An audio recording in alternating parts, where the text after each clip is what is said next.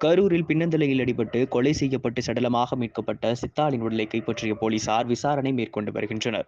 கரூர் அடுத்த திண்டுக்கல் டு கரூர் நெடுஞ்சாலையில் சின்னமநாயக்கன்பட்டி பிரிவு டாஸ்மாக் கடை செல்லும் வழியில் வெங்கல்கல்பட்டியை சேர்ந்த செல்வம் என்பவருக்கு சொந்தமான சிறிய தகர கொட்டகை அமைந்துள்ளது.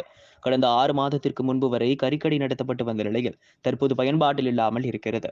நேற்று இரவு சுமார் 8:30 மணியளவில் புலியூர் வெள்ளாளப்பட்டி கிராமத்தைச் சேர்ந்த முத்தாய் 57 மற்றும் அவருடன் பணிபுரியும் நபர் ஆகிய இருவரும் வண்டி சாவி காணவில்லை என மதுபோதையில் சண்டையிட்டுக் கொண்டிருந்ததாக கூறப்படுகிறது. இந்த நிலையில் இன்று காலை சுமார் 7 மணி முதல் முத்தாய் பின்னந்தலையில் இரத்த காயத்துடன் இறந்து சடலமாக கிடப்பதாக பொதுமக்கள் அளித்த தகவலின் பேரில் வெள்ளியணை போலீசார் சம்பவ இடத்திற்கு வந்து உடலை மீட்டு கரூர் அரசு மருத்துவக் கல்லூரி மருத்துவமனைக்கு பிரேத பரிசோதனைக்காக அனுப்பி வைத்துவிட்டு விசாரணை நடத்தி வருகின்றனர்.